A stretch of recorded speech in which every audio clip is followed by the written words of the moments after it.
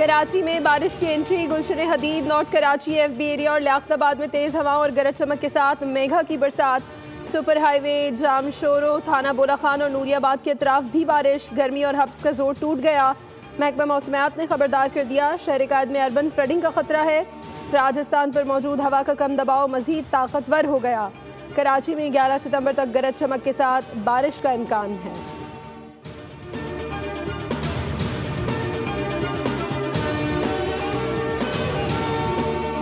और पंजाब के मुख्तलिफ शहरों में बारिशों और हादसात ने मुश्किलात बढ़ा दी। जुड़वा शहरों में बारिश से जलथल एक, रावल डैम के स्पिलवेज भी खोल दिए गए। लाहौर के मुख्तलिफ इलाकों में बारिश। पीर महल में आसमानी बिजली गिरने से 35 साला खातून जाँ बहक। गुजरात में कहीं हल्की तो कहीं तेज़ बारिश। अर्बन फ्लडिंग की सूरत हाल मजीद संगीन। 70% आबादी 3 से 4 फीट पानी में घिरी हुई है। कबीरवाला में शदीद तूफानी बारिश से निज़ाम ज़िंदगी मफलूज। नशेबी इलाके ज़ेरे आब, सड़कें तालाब बन गई। बिजली की फराहमी भी मुअत्तल। अब्दुल हकीम समेत नवाही इलाकों में शहरी घरों में महसूर आमदोरफ्त बुरी तरह मुतासिर।